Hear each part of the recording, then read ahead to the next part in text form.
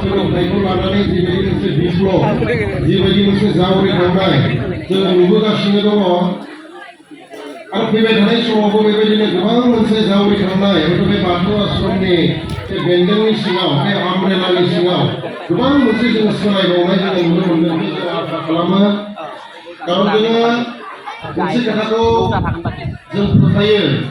जे दिनैनि तारिखाव बर' मिडियामनि अबस्थाया माबायदि बर' बिजोंनि अबस्थाया माबायदि बे मोनसे खोब मोनसे चेलेन्जिं मोनसे अबस्थायाव थानाय मोनसे बिजों अब्लाबो बे बिजोंनि साफा गथ'फोर दङ बिदानि फिसाज्ला बिबथैनि फिसाज्ला फिसाजो थिग बेबायदि आं बुंना लानो नागिरनाया बेसो जे जोंहानि साफा गथ'फोरखौबो बाथौ मिसनाव होजोबनाय जादों रायजोआव साफानि साफा गथ'फोरखौबो अदालबारि बाथौ मिसनाव होनाय जादों आरो आं दिनै बेयाव फैनानै एसे गोजोननाय मोनफिनदों एसे कनफिडेन्सआ बारायसिनगोन जे जोंहानि न'नि गथ'आबो न'आव माबा नङा माबा मोनसे खालामनो हागोन एक्सुवेलि बाथौ मिसनाव फरायनानैबो माबा नङा माबा मोनसे खालामनो हागोन बे कनफिडेन्सआ आंहाबो फैदों माने दिनैनि बे समाव आङो फैनो मोननानै नोंथांमोननि गेजेराव सावरायफैनो मोनदों गतिके जियानो जाया खोब मोजां बाथौ आश्रमा बेबायदि मोनसे एरेन्जमेन्टखौ खालामना होआमोनबा बर'मायाव उदालबारियाव बोरिमाखायाव बाटासिपुराव बहाबा बेबायदि मोनसे जुदि फरायनायनि मोनसे एरेन्जमेन्टखौ जुदि खालामना होआमोनबा हयथ' जों दिनै जिखिनि फरायसाफोरखौ जों बरायनो मोनदों बर' मिडियामनिफ्राय बेखिनि फरायसाया बेखिनि अबस्थायाव मोनफैनाय नङामोन नामा थ' बेबायदि मोनसे फिल जायो दा जियानो जाया आं बेनिखायनो बाथौ आश्रम सामलाय आफादखौ बाथौ आश्रमनि गासै न'खरखौ आङो आंनि गोसो गोरबोनिफ्राय साबायखर बावनो नागिरनाया बेनो जे जोंनि बर' फरायसाफोरनि अबस्था दानि एसे आवगायाव जोंहा बर' सारा बुंलांबाय जे मोनसे समाव मामोन बर' मिडियामनि अबस्थाया मामोन हयथ' इयुनाव आरोबाव जों मोजांनिख्रुइ मोजांसिन खालामबावनो हायो आरो बे बाथौ आश्रम आफादखौ आं बेखौनो दिनैनि तारिखाव खावलायदों खारन जोंहा मा बुंनो नागिरो जोंहा मोनसे घटना होबाय थानो नागिरो जे बर' मिडियामाव फरायबा ओरै जायानो बर' मिडियामाव फरायबा लेंगुवेजआ प्रब्लेम जायोनो भाषानि प्रब्लेम जायो जाहैबाय असमिया मोजां रोङा हिन्दी मोजां रोङा इंराजि मोजां रोङा जायनि थाखाय माखासे गार्जेनफोरा बर' मिडियामनि फारसे कनभिन्स गैला बिसोरो बिथांमोना माखासे गुबुन मिडियामाव हरनो गोनां बायदि जाबाय बा हरबाय बिथांमोना दा बे खेत्रआव जोंनि बाथौ आश्रमनि जुदि गतिखौ जुदि नायोबा बाथौ आश्रमनि जि रल बेखौ जुदि नायोबा जों एसे आलादा जों नुनो मोनो हयथ' बेवहाय जिखिनि गार्जेनफोरा फरायनो होदों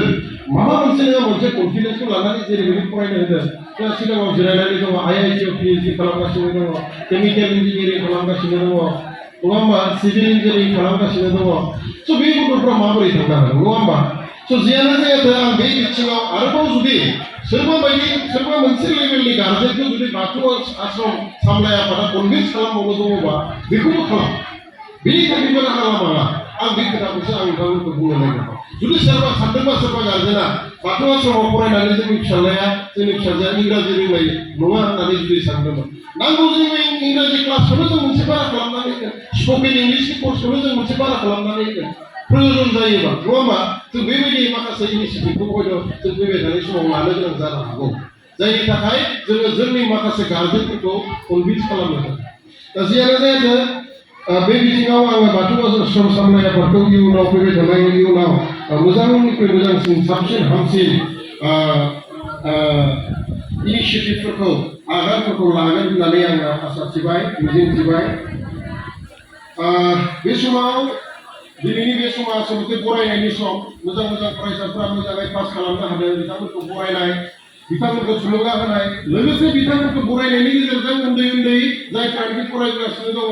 क्लास 5आव 6आव 7आव 8आव बिसोरबो जाहाथे बिसोरनि फरायजानायखौ नुनानै माबा नङा माबा एनकारेज मोनो नङा होमबा दिनै जोंनि बे एरेन्जमेन्टनि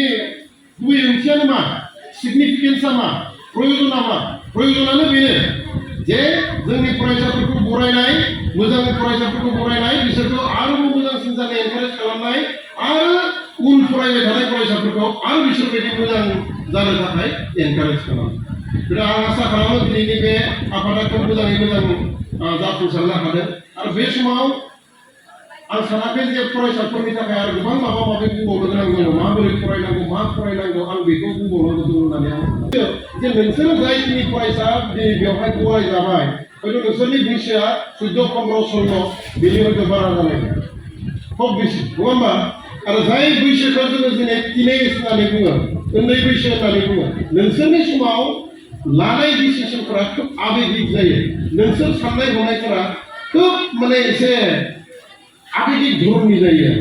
दा जाय आबेगिक साननाय हनायजों जाय आबेगिक चिन्ता धारणाजों डिसिसन लायोबा माखासे डिसिसना गोरोन्थि जानो हागौ गोरोन्थि जानायनि माखासे चान्स थायो आरो बेबायदिनि थाखायनो हयथ' जोङो दानि बावैसो चिफ सारा जि बुंलांबाय बे खोथाफोरा हयथ' बेबायदिनो जागोन खोमा आं सानो आरो बेनिखायनो आं बे खोथाखौसो एसे स्ट्रेस होनो नागिरदों जे बे समाव नोंसोर लानाय डिसिसनफोरा जाहाथे खोब सानै हयै जायो खोब सानै हयै जायो मानसिया सासे मानसिया जुदि साक्सेस जानो गोनां जायोबा बेनो माखासे गाइडनि प्रयोजन जायो माखासे बोसोननि प्रयोजन जायो आरो ओंखायनो जोंनि फरायसाफोरखौ मा नुयो जों मालाबा मा जायो एसे रोंबाथाय एसे मेट्रिक पास जाबा हायार सेकेन्डारि पास जाबा BA पास जाबानो जों माखासे रोंबाय होननानै सानो जोंनि बिमा बिफाया लेखा रोङा जोङो BA पास जाबानो जों थांनानै न'खरखौ सालायनो आराम्भ खालामो जोंनि बिमा बिफाया मा खालामो जोंहा फिसाज्लायानो MA पास जाखाबाय BA पास जाखाबाय फिसाज्लाखौ बोरैसो सालायनो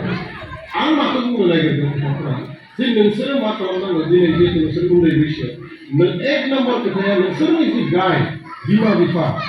बिफानि खोथानि सारा बिमा बिफानि बाथ्रा बुंनायनि सारा बिमा बिफानि लुबैनायनि अनगा नोंसोर मोनसेबो खोथाफोरखौ बारा सिन्था खालामनाङा हयथ' मालाबा नोंसोरनि बिमा बिफाया सानस'आ जानो हागौ मिथिया जानो हागौ हयथ' माया मोजां माया गाज्रि बे खोथाखौबो जाहाथे नोंसोर बिमा बिफाजों खोब रायलायनानैसो डिसिसन जाहाथे नोंसोर डिसिसन खारन बेयाव भुल जाबाय थानाय नुयो सोना नों मा जानो लुबैदों नों माबोरै लागोन नोंनि जिबनखौ नों माबायदि आर्ट खालामो बे नोंनि लोगोआ हयथ' बेलेग धरननि आर्ट खालामनोबो जानो हागौ फैगोन नोङो नोंनि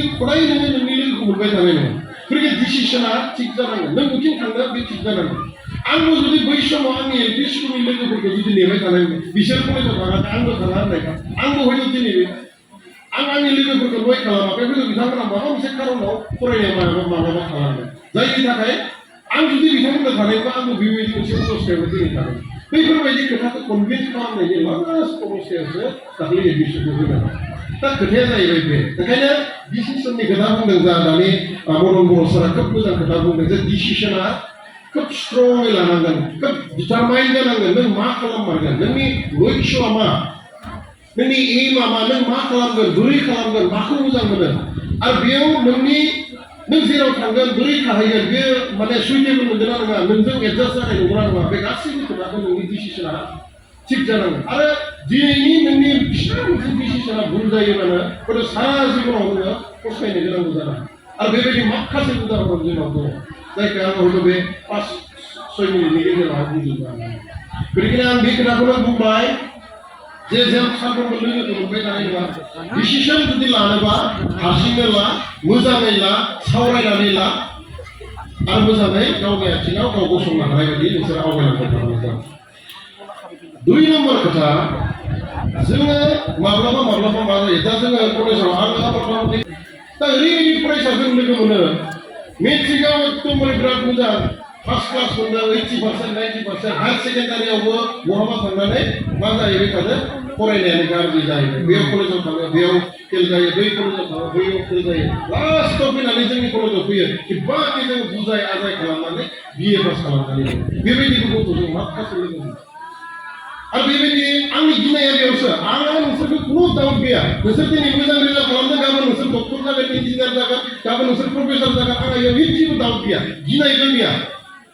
खिन्थु आंहा गिनाया बेयावसो दङ नोंसोरनि रिजाल्टआ दिनै 90% दङ गाबोन नोंसोर मायबा खारनाव गाग्लिगोन नामा गाबोन नोंसोर मायबा खारनाव भुल जागोन नामा नोंसोरनि डिसिसना खारन जों बेबायदि बर' गथ' माखासे मोनबाय बिराद मोजाङै मेट्रिक्सजों जोंनाबो गार्जेनफोरा बेसे खस्थ' खालामदों नङा होमबा खस्थ' खालामै मेट्रिक्सजों टिउसनाव लांलाय टिफिन हरलाय बेग बाना होलाय किबादि मेट्रिक्सजों जों खस्थ' खालामनो हायो बिनि उनाव जों एसे हगारना होनो गोनां बायदि बैखौनो हगारबाय होननानै जोंनि गथ'फ्रा लास्टआव मोजाङै फरायहैया लास्टआव थांनानै बिएआनो कमप्लिट जाहैया बिएससिआनो कमप्लिट जाहैया मालाबा CITआव एडमिसन होयो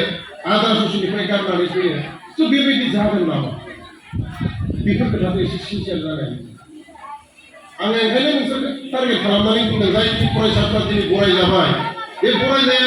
नोंसोरनि जिबननि मोनसे माइलस्टन गासैबो फरायसायानो दिनै फरायजानो मोनाखै दिनै मोनदों नोंसोरनाव हाजार बाथौ मिसनाव हाजार स्टुडेन्ट दङ बिनि गेजेराव दिनै 100 जना बरायजानो बे बरायजानाया दिनै नोंसोरनि दिनै माइलस्टन गाबोन जुदि नोंसोर थांनानै माबा मोनसे भुल डिसिसननि थाखाय माबा मोनसे जायोबा बे नोंसोरनिबो नङा जोंनि थाखाय बिदि गोनांथार जागोन जोंनि थाखाय बिदि गोनांथार आं मोनसे उदाहरन होनो नागिरदों जोंनि गथ'फ्रा मालाबा मा जायो मोननाय मोनैखौ लानानै बिराद आबेगिक जायो मोननाय मोनैखौ लानानै बिराद आबेगिक जायो कलेजाव थांबाय आंनो 20,000 30,000 मबाइल नांथारगौ आंनो 1.5 लाखनि बाइकआ नांथारगौ जोंनि डिमान्डफ्रा बेबायदि जायो मोनसेल' खोथा गोसोआव लाखि जाय मोजाङै फरायग्रा जाय गथ'आ मोजाङै बुजियो न'खरनि कन्डिसनखौ मोजाङै बुजियो बिमा बिफानि कन्डिसनखौ मोजाङै बुजियो बे गथ'आ मालाबाबो डिमान्ड खालामा आरो नोंसोरबो बे खोथाखौ गोसोआव लाखि नोंसोरनि बिमा बिफाया नोंसोरखौ माब्लाबाबो आनकम्फर्ट मोनसे जनाव दोननानै नोंसोरखौ मा खालामनो लुबैया फरायहोनो लुबैया आरो नोंसोरखौ मालाबाबो सिखाव दाखायत जानायखौ मालाबाबो लुबैया नोंसोरखौ गाज्रि जानायखौ नोंसोरनि बिमा बिफाया मालाबाबो लुबैया गतिके नोंसोरनि बिमा बिफाया जि लेभेलखौ नोंसोरखौ सापर्ट खालामदों नोंसोर बेखौ बुजिना ला जे आंनि आइ आफाया बेसोर दं आंनि आइ आफाया दिनै जुदि मैगं फानोबा आंनो जिखिनि होदों बेखिनियानो साफिसियेन्ट आं बेनिफ्राय बारा हाला आंनि आफाया जुदि दिनै एलपिनि एमइनि मास्टारब्ला आंनो जिखिनि सुबिदा होदों बेखिनियानो थोजासे बिनिफ्राय आंनि आफाया बारा हाला नङा होमबा आंनि आफाया जुदि कमिशनार जायोमोन माबा मोनसे डिपार्टमेन्टनि बे स्कुलाव दोनालासिनो बेलेग मोनसे फेसिलिटियाव हरगौमोन बे आलादा खोथा जों जिखिनि सुबिदा मोनबाय थादों बे सुबिदायानो नोंसोरनि थाखाय साफिसियेन्ट होननानै नोंसोर साननांगोन आरो बिनिफ्रायसो आवगायलांनांगोन खिन्थु जोंनि गथ'फ्रा मालाबा मा जायो जिखिनि सुबिदा मोनदों बेखिनिखौ थोजासे नङा लाबासो दाय होबाय थानो नागिरो आंखालाङा बेबायदि सुबिदा होदों जोंहा गैया नै आमखेया ओरैबायदि सुबिदा मोनदों जों गैया जों फ्राय मोनसे माने माबा दाय होनाय स्टाइलाव थाबाय थानो नागिरो दाय होनाय मोनसे परिबेसाव थाबाय थानो नागिरो गतिके नोंसोर बेखौ जाहाथे नोंसोर मालाबाबो खालामा सिन्था खालामनाङा नोंसोरनि जिबना माने मोनसे लाइटआ जोंखाबाय होननानै सानखा नोंसोर दिनै फरायजादों माने नोंसोरनि ट्रेकआ थिगैनो दं ट्रेक होनबा बुजियोना रेल लामाया जेराव खारो बेखौ ट्रेक होननानै बुङो नोंसोर ट्रेकआवनो दं नोंसोर खालि मोजाङैल' खारबाय था खिन्थु डाइरेक्सन जुदि भुल खालामोबासो दिगदार जायो दाखालि बावैयो जोंहानि आलासि बिराद दुखुनांथाव माने डिसिसनफोरा बेबायदि जानाङासो बुंनायनिफ्राय बेखायनो आं गाज्रि एग्जाम्पल होबाबो नोंसोर गाज्रि मोननो हायाखै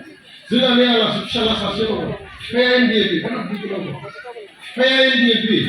आर्मि पुलिसजों बुजानानै ओरैबायदि जाबाय बिफाया दिनैनि तारिखआव डक्टरनियाव खेबथाम थाङाबानो मासाव थाङाबानो सारोन गैया बेबायदि मोनसे अबस्था हाया बिगाब्रैल' एकदमबारे उपाय गैया बिगाब्रैल' हा दङ बिदाखौ रानबाय सोर फिसिबाय थानो नोंनि डिग्रि जाखो मा जाखो नङा होमबा जुदा जाबाय फिसाला सासे लास्टआव फिसालाया थांनानै एसे देरबाय बहाबा लायनो गोसो थोनायखौ दङनो बाइकबो नांगौनो 1.5 लाख ना 2 लाखनि बिबाय थाबाय फिसायाबोनो हाया फिसाया गावआनो बेमारिखा गोदो आर्मि गावआनो बेमारिखा होनोबो हाया मानोबो हाया नांलाय खेबबाय थायो लास्टआव उपाय गैयिनि बिफाया बे बिगाब्रै हाखौ बन्दक दोनबा बेसेबांबा हाजार थाखा लानानै फैबाय फिसालानो बाइक बायनानै बिफाया बाइक बायना होनो फैसा लाबोनायखौ फिसालाया मिथिबावा नांलाय खेबे लास्टआव मा जाखो आं गासैबो खारनखौ बुंबा माखासे माबा खारनाव सासेल' फिसालायानो